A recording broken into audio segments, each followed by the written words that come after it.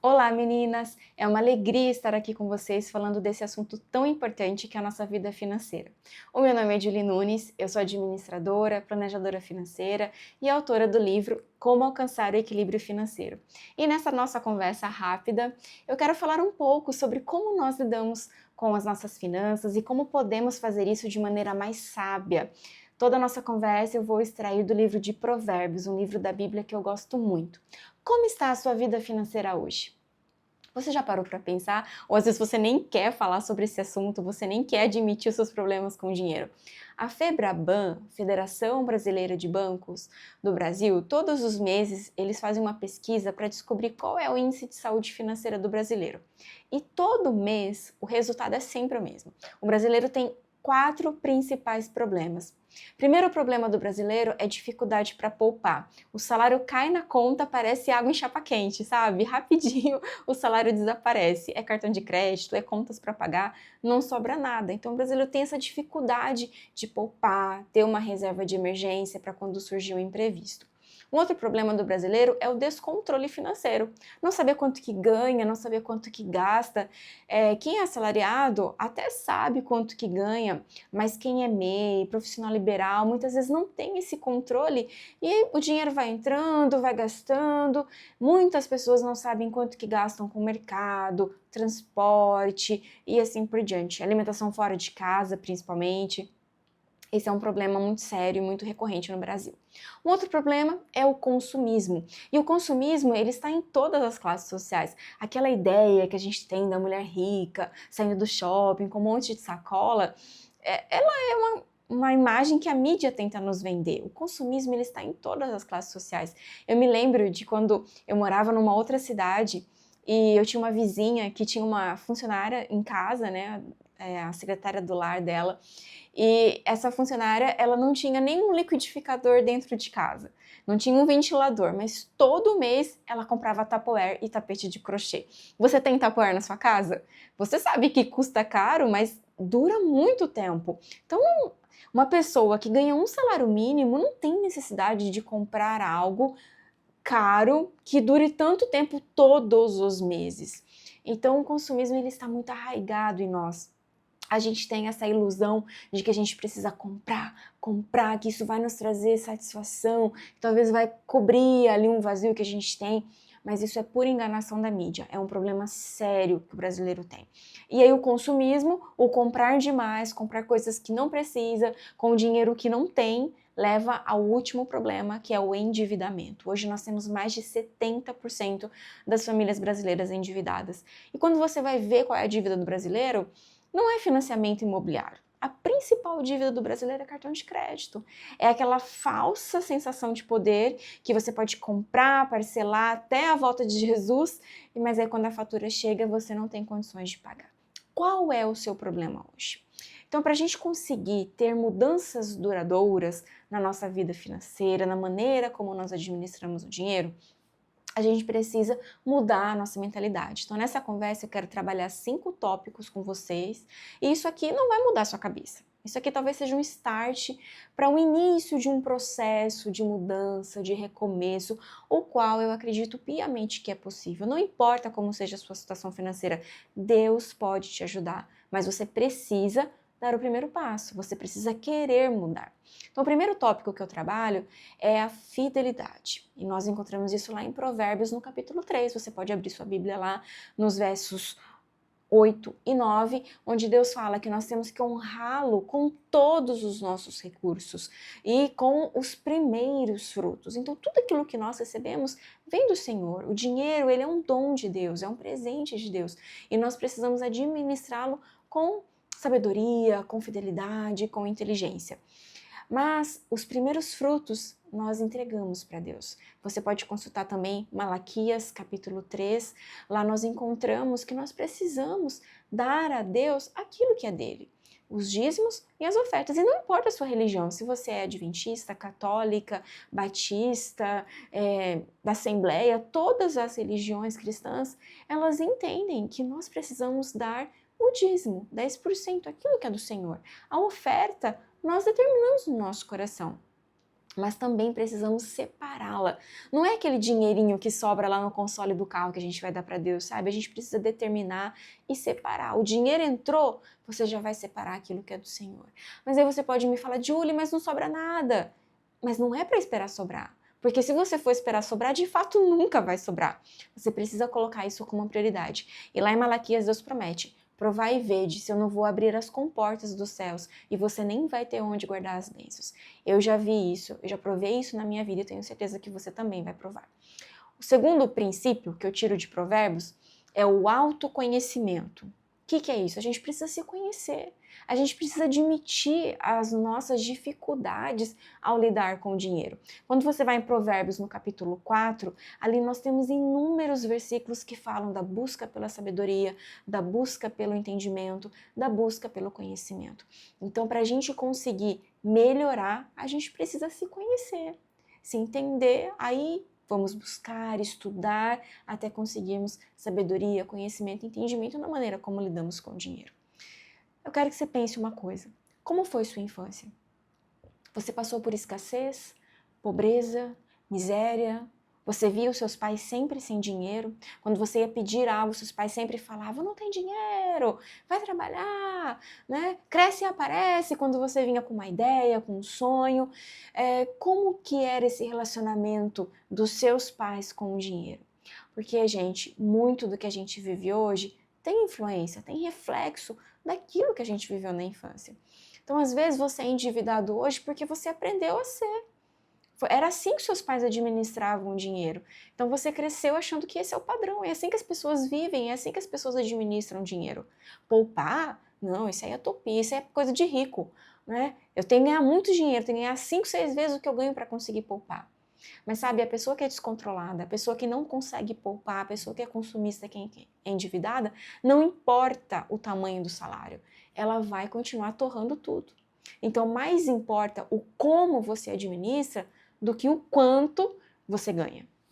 Então, você precisa se conhecer, tentar entender, lembrar da sua infância e fazer essa análise. Será que a maneira que eu lido hoje com o dinheiro tem alguma relação com aquilo que eu vivi? Olha, a maior parte das pessoas consumistas que eu já conversei, que eu já atendi quando eu fazia consultoria, elas tiveram alguma escassez no passado. Então, eu já atendi mulheres, por exemplo, que tinham compulsão por comida. E aí, quando eu ia conversar, de onde vem isso? Como foi sua infância? Muitas falavam, olha, quando eu era criança eu passei fome. Hoje as pessoas não sabem o que é passar fome, hoje as pessoas têm vontade de comer ou não. Eu senti aquela dor da fome. Então hoje que eu trabalho, hoje que eu consigo me sustentar, eu preciso de uma geladeira cheia, abarrotada, armários cheios de comida. Mas eu não dou conta de comer, acaba estragando, acaba indo pro lixo. E comida jogada no lixo é literalmente dinheiro jogado no lixo. A gente não tem tempo para dar tantos exemplos, mas eu quero que você pare e pense. Como você lida com o dinheiro hoje? Será que não tem alguma influência do que você viveu no passado? Na sua infância, na adolescência? Talvez você passou por um divórcio, por algo muito traumático, uma viuvez, e aí a maneira como você lida hoje com o dinheiro é para tentar compensar essa dificuldade que você teve no passado. Então pensa, olha para você. É só quando você admite, tem humildade para isso que você vai conseguir mudanças duradouras. E aí o terceiro princípio que eu quero trabalhar é o planejamento. Então, não tem como a gente administrar o nosso dinheiro na base da pressa. Provérbios 21:5 diz assim, os planos bem elaborados levam à fartura, mas o apressado sempre acaba na miséria. Você quer ter miséria? Você sonha assim, Senhor, como eu quero ser endividada, né? Como eu quero ficar sem dinheiro? Não, ninguém sonha com isso. Mas muitas vezes as nossas ações nos levam para isso. Para as dívidas, para não ter dinheiro para nada, e não é isso que Deus quer para nós. Quando a gente fala em planejamento financeiro, nós temos 6 áreas dentro do planejamento financeiro. Eu quero só citar para você ter uma ideia. Primeira área é a gestão financeira, é você administrar os seus recursos. A renda que eu tenho, ela é suficiente? Se ela não é, por quê? Será que ela é muito baixa? No caso, se ela for muito baixa, o que eu posso fazer para aumentar a minha renda? Arrumar um trabalho melhor, estudar, fazer faculdade, fazer uma pós-graduação, passar num concurso que ganhe mais, ter uma segunda fonte de renda, terceira fonte. Mas muitas vezes a nossa renda não é baixa. A nossa renda é suficiente. O problema é que a gente quer viver um padrão acima. Então eu ganho 6 mil reais, eu quero viver como se eu ganhasse 10. é claro que a conta não vai fechar. Então, a gente precisa fazer essas análises em relação à nossa renda. Metas. Todos nós precisamos de metas. Aonde você quer chegar? O que você quer realizar com o seu dinheiro? Quando você se aposentar, como você quer estar? Então, a gente precisa ter objetivos. Quanto que eu vou precisar separar para alcançar esses objetivos? Durante quanto tempo? Tá bom? Orçamento. O que é orçamento? É um planejamento. Quanto que eu quero gastar a cada mês com as minhas despesas? Mercado, alimentação fora de casa, transporte, educação, água, luz, internet e assim por diante. Presentes, supérfluos, tudo isso a gente tem que ter um orçamento. E aí o fluxo de caixa é você acompanhar. Chegou ali no final do mês, consegui ficar dentro do meu orçamento? Sim? Não? Então a gente faz essas análises. Essa é a gestão financeira. Gestão de proteções é você se proteger. Fazer seguro de vida, seguro do carro, seguro da casa. Gestão de investimentos é investir o meu dinheiro onde eu vou ter retorno. Planejamento da aposentadoria. Como que eu vou sobreviver lá na frente? Planejamento tributário. Como que eu posso pagar menos impostos de renda? Não é só negar é crime. Mas como eu posso pagar menos imposto? E planejamento sucessório, quem vai ficar com aquilo que é meu? O quarto princípio que eu quero trabalhar com vocês é a disciplina.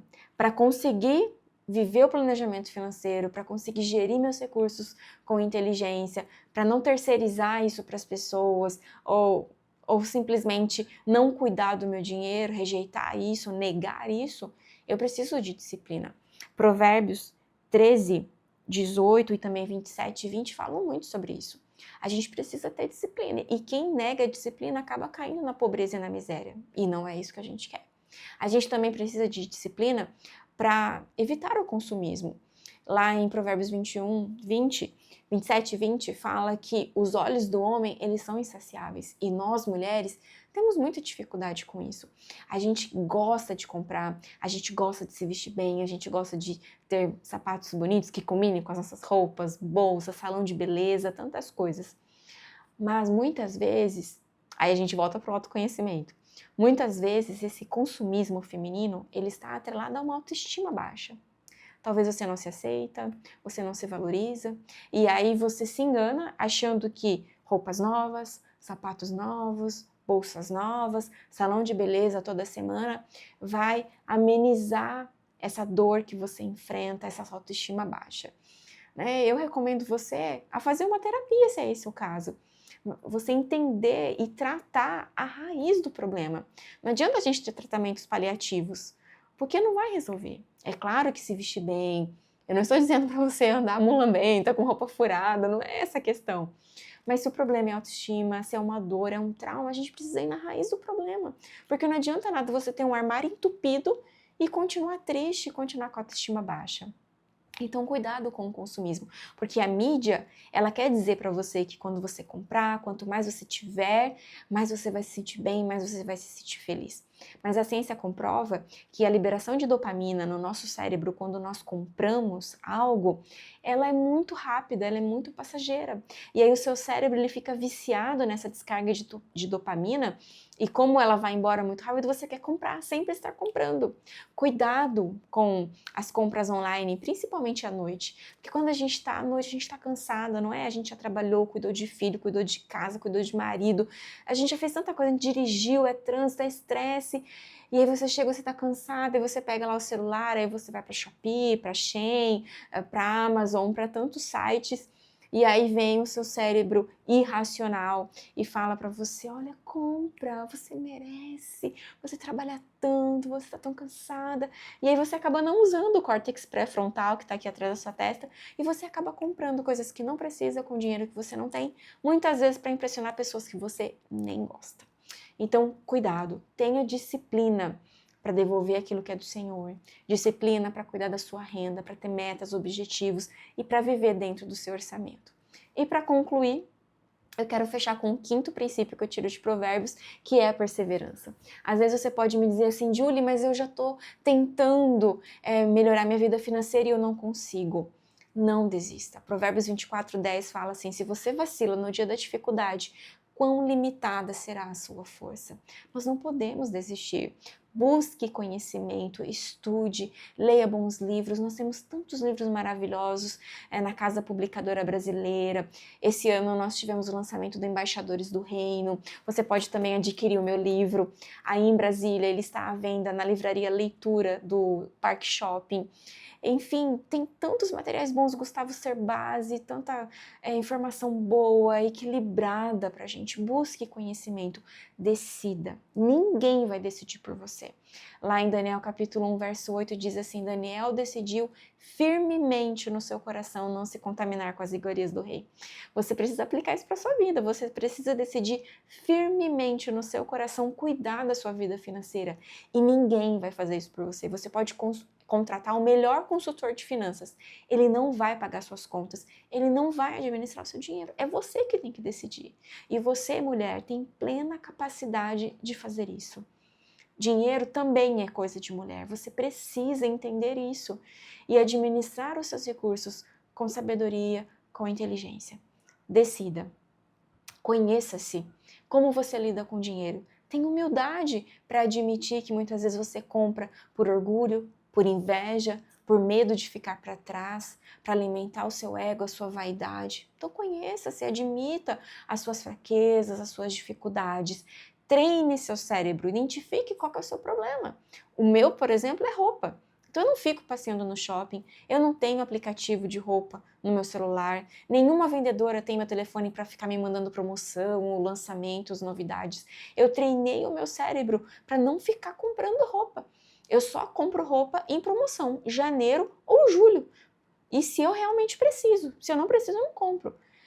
Eu vou deixar de gostar de roupa nova? Claro que não, eu continuo gostando. Mas eu treinei meu cérebro e eu entendi que eu não preciso ficar sempre comprando. E você vai ver que com o tempo você se acostuma com isso. Então treine seu cérebro, busque conhecimento, busque a sabedoria que Salomão tanto fala em Provérbios capítulo 4 e muitos outros também. Que Deus te abençoe, que você tenha muito sucesso na sua vida financeira, que você faça as mudanças que são necessárias e eu tenho certeza que o nosso Deus, que faz novas todas as coisas, Ele estará com você, te ajudando. Fica com Deus!